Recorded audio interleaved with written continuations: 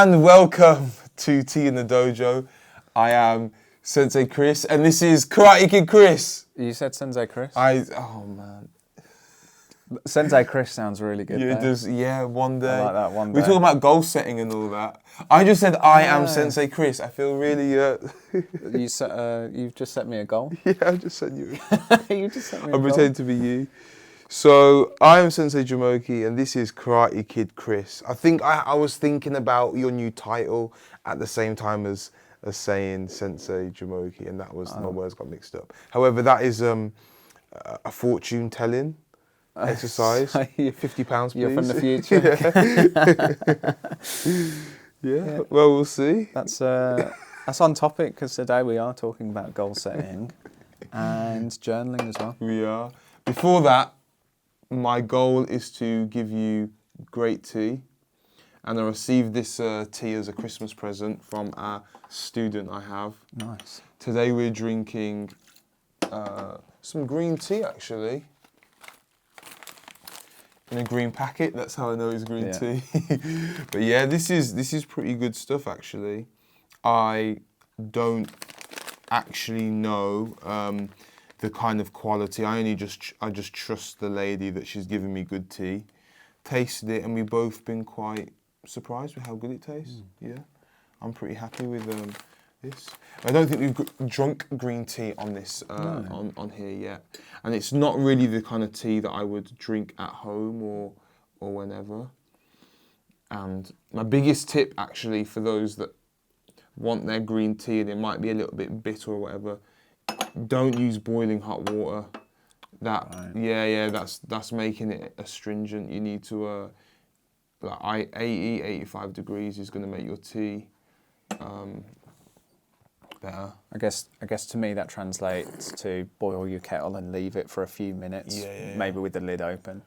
Because I made green tea a few times, and it was always horrendously like this. I forced it down because it's good people for you. say it's good for you. Yeah.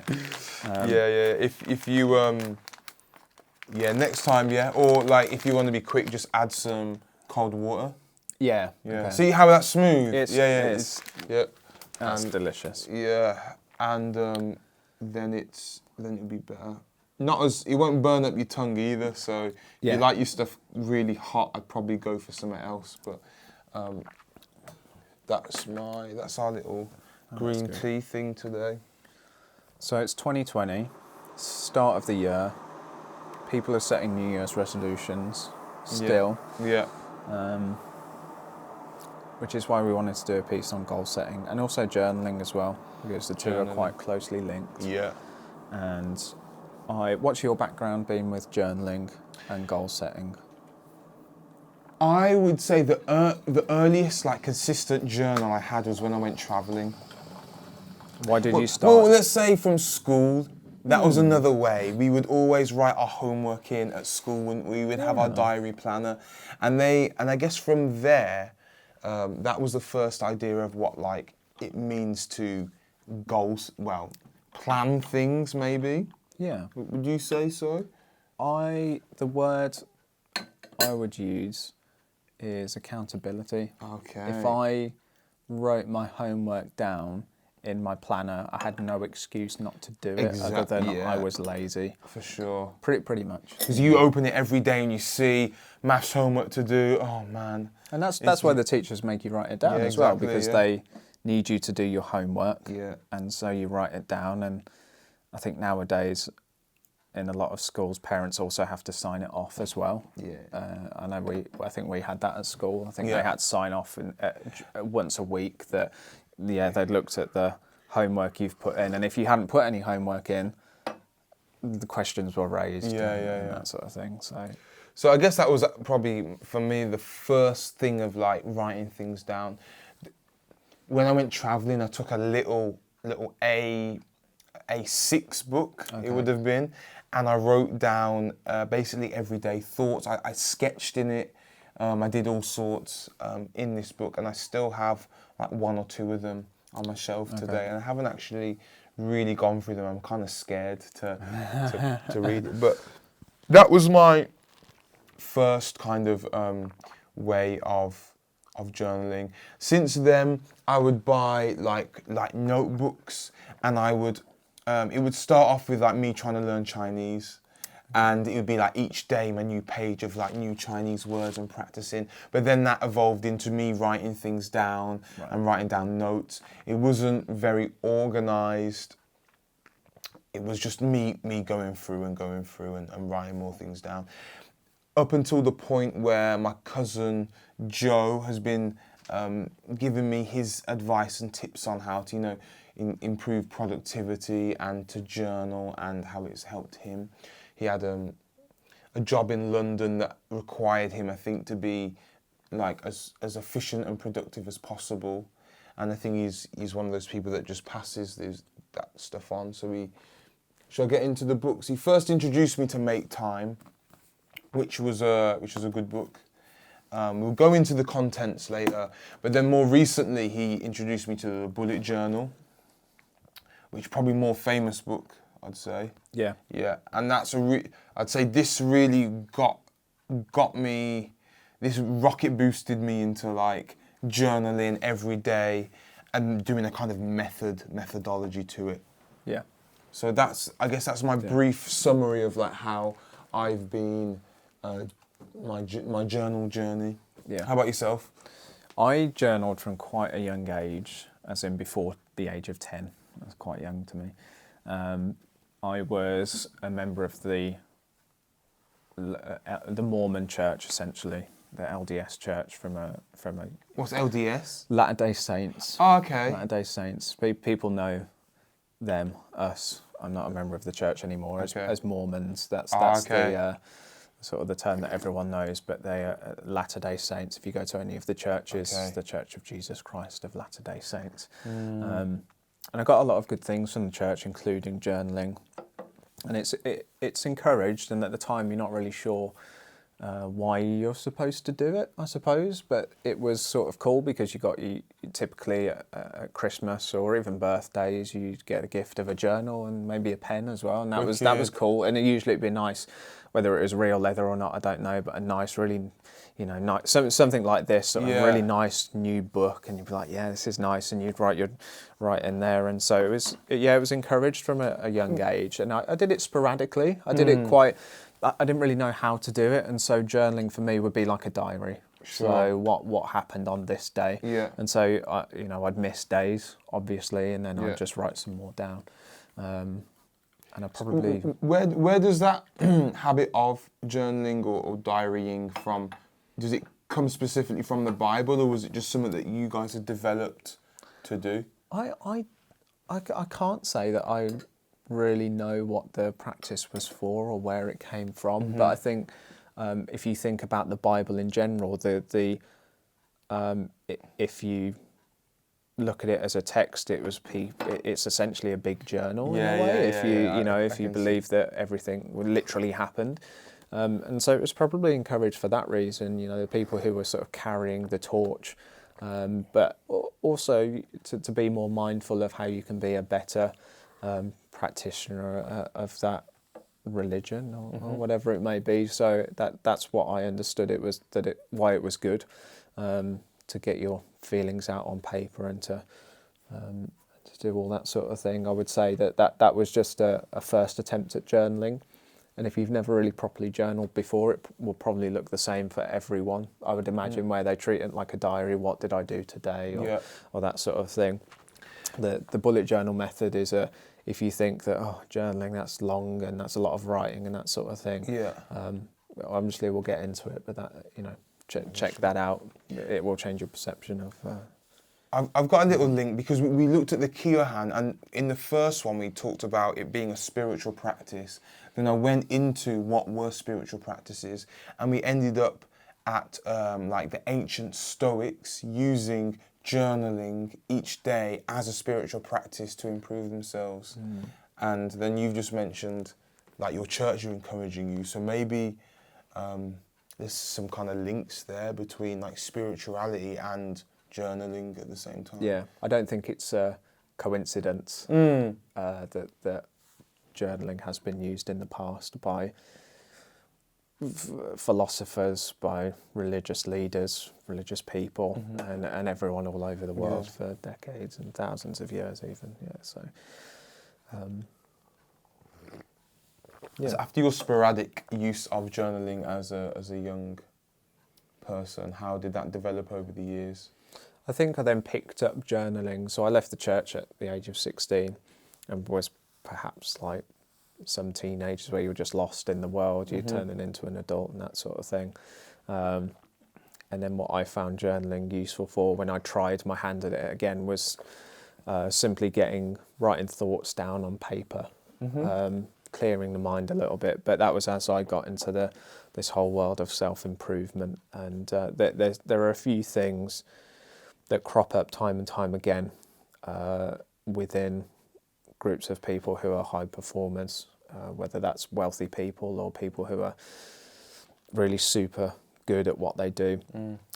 Things like meditation and things like journaling as well. Those always seem to be there. And so you read it on someone you admire, and you read something else about someone completely different, and you go, oh, they do that as well. Maybe I should give that a go. And you read it enough times or see it enough times, and you think, yeah, that's I'm going to check that out. And then that's developed over time as well. So I perhaps resented the fact that journaling felt long because I had to sit down, get out my pen and all of that. I think that's how quickly the mind can go sometimes. Even finding 5 minutes to do something alone can feel like a hassle.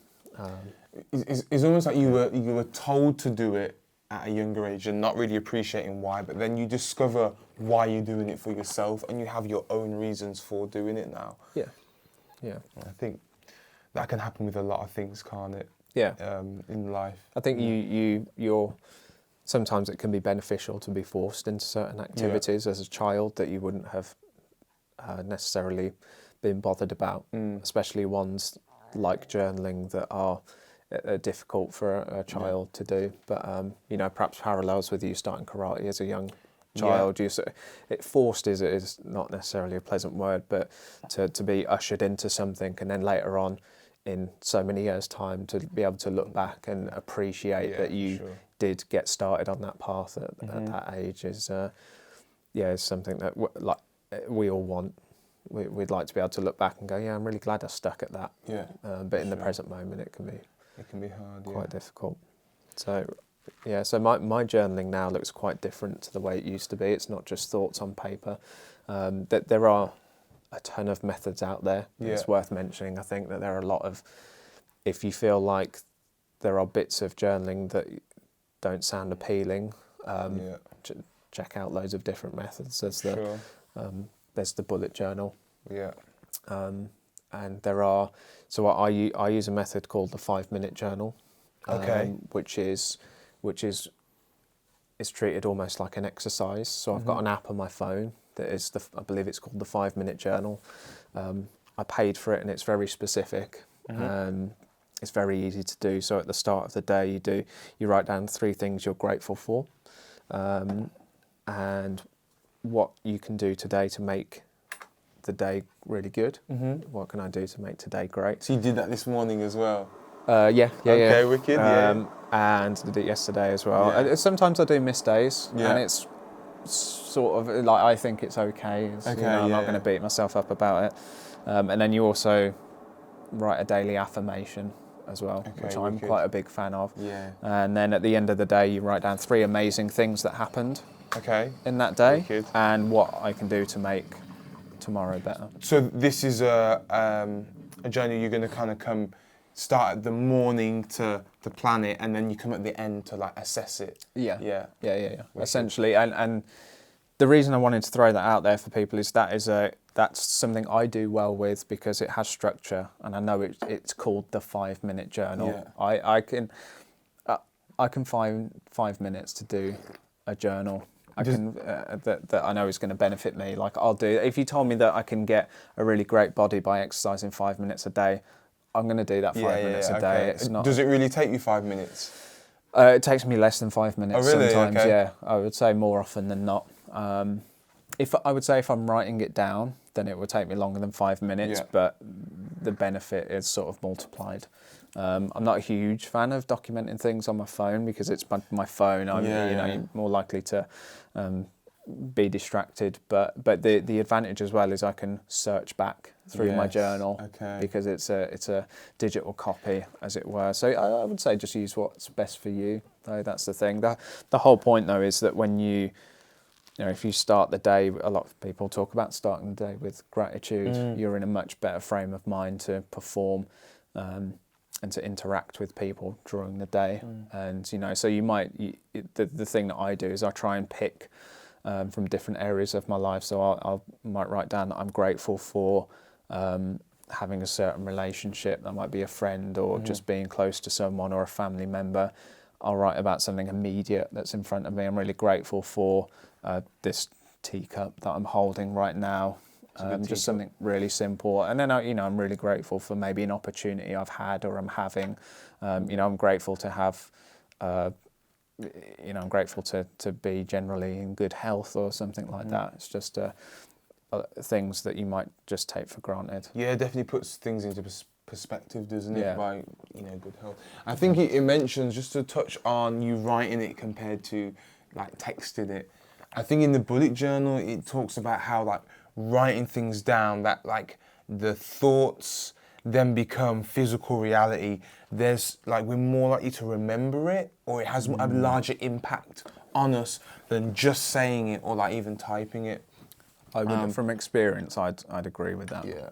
So that's why for me, I haven't really looked at any apps. It's like I like the idea of having a physical object I can make my mark on. Yeah. And a bit like maybe that school diary that we have, it's like every time I open it, there's my homework still undone that I need to tick off. Yeah.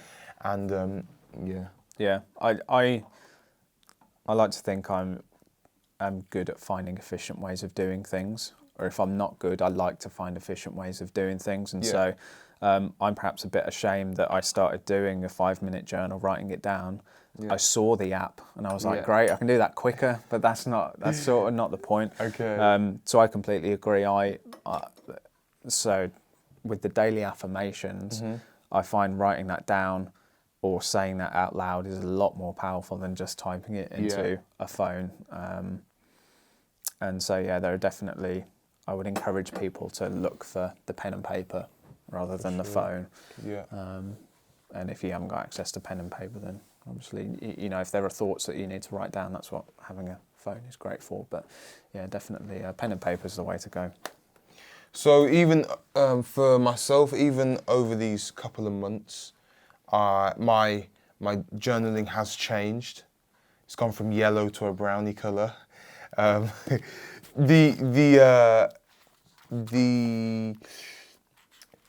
me, it's better to get just to dip my toes in and slowly develop it, because I wanted this to be a long-term practice, and I think you can get overexcited at the start for me, reading the bullet journal of all these like special pages that people have made, and they call it like the collections of, you know, of dates and trackers and this and that, and the book warns against that. And so now I've been doing it for maybe 3-4 months, and what it looks like for me is just like I just write my day out. Start off with today's date, and then from the night before I've already planned out the things that I want to do the next day. So, and for me that means when I wake up in the morning and I'm sitting at my desk or wherever, I already know exactly what I need to do. And I've starred, and I learned that from Make Time, is to highlight the most important things that you need to do for that day and get them done first. And then underneath that, so then I would have tried to work my way down the list from the morning of the things I need to do. And then by the end of the evening, I would have written like a sum up of what needs to be done, what I have done that day, and how the day went, and maybe my feelings and my ideas throughout the day. And then I'll finish with something that I'm grateful for at the end of the day. So for me, it's more like more of an end of the day practice, it seems, rather than I start my morning. If I start my morning with trying to plan my day, I feel like the day's already running away from me. I feel like I need to like catch it from the night before for me, and like have that projection of designing the day before it's even begun.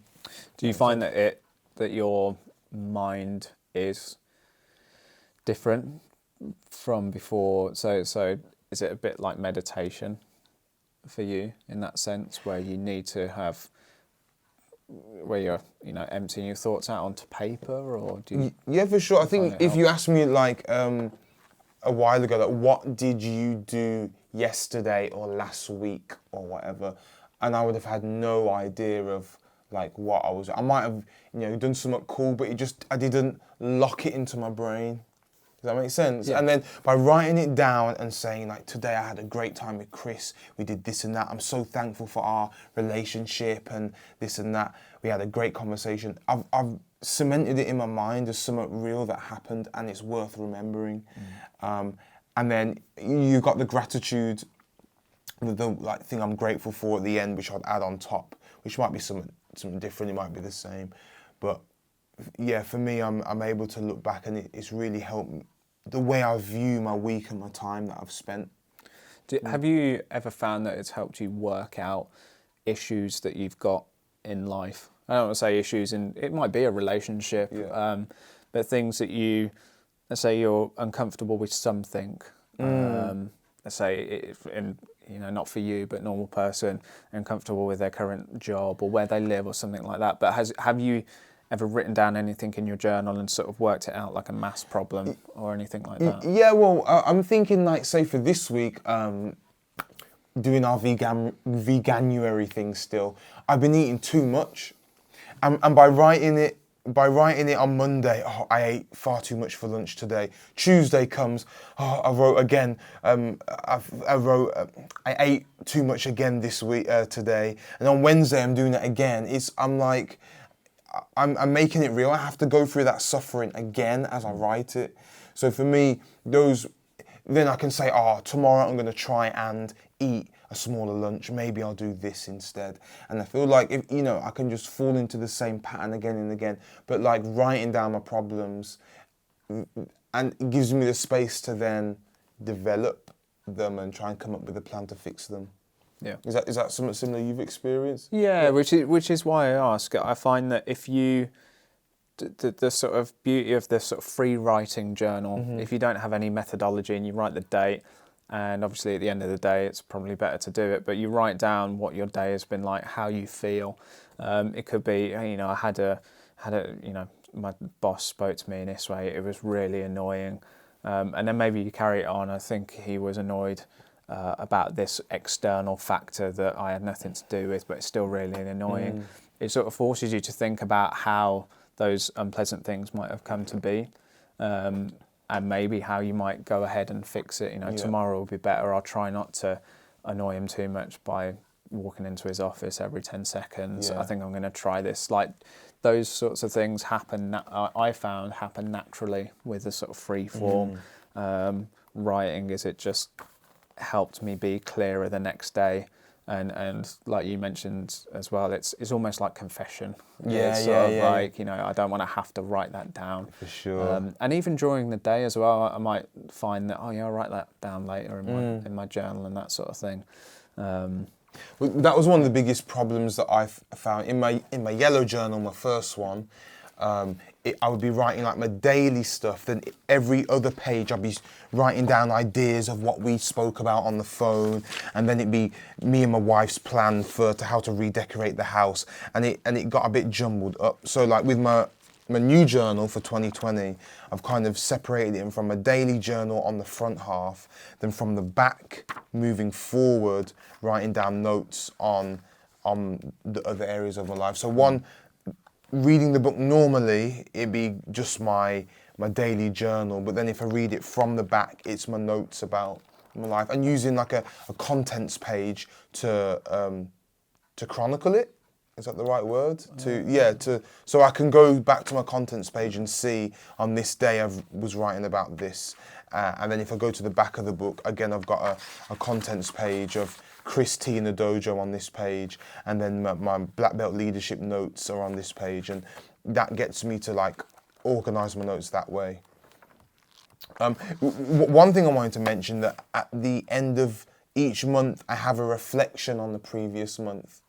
So we've just had December. I wrote like a full page, and I just kept going about everything I thought about December, and what I learned, the mistakes I made, the goals I'd set, and had I achieved them. And it was such a great way to like end the month for me. It was like the 31st of December, I was there writing it down.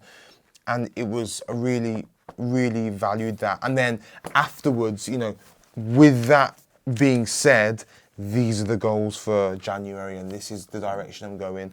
And it was like a 2-page spread. And it was a great way to start the month.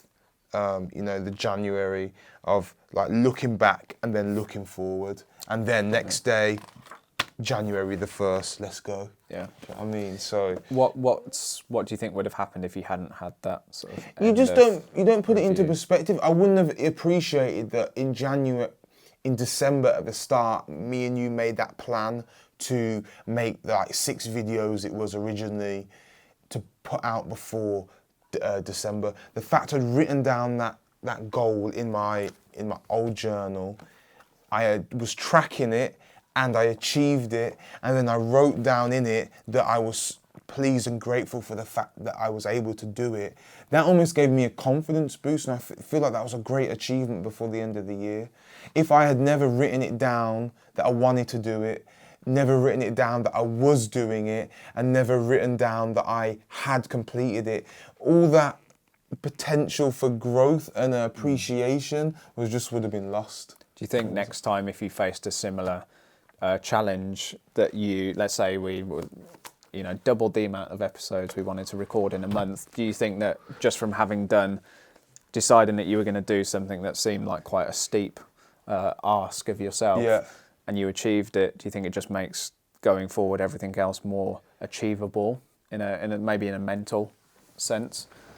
Because you've been able to look back and recognise and vividly recognise that you've achieved something that is quite impressive, that going forward you're more likely to be ambitious. Exactly. At the start, like we had 4 weeks, and you were like 6 episodes. That seems impossible. Yeah. But we did 5, but I was chuffed with doing 5 because they were good episodes. We had my dad in here, didn't we? We were experimenting, we were working on other things as well. So that literally gave me the confidence now to basically do anything I want. Yeah. Do you know what I mean? It shows it is possible. Yeah. I think that's the big thing, is it gives you the confidence to do to do whatever you want. It gives you it's almost like the permission to set something that might be ambitious, and you think, and if you can look back over months and see that, well, I've been, you know, ambitious that's what I am, sort of thing. And I will achieve it. Or maybe does it help that you set a goal for 6, we got 5, and you're still happy with it in the future, that you think, well, if I set something ambitious and I get 80% of the way there, that's still a result. I think that maybe helps you to deal with failure as well, or what could be perceived as. I think we spoke about this on not the last episode, but the one before, about fitness goals, where you, at least if you can look back, do a review and say, I went to the gym for 2 weeks and I feel a bit better.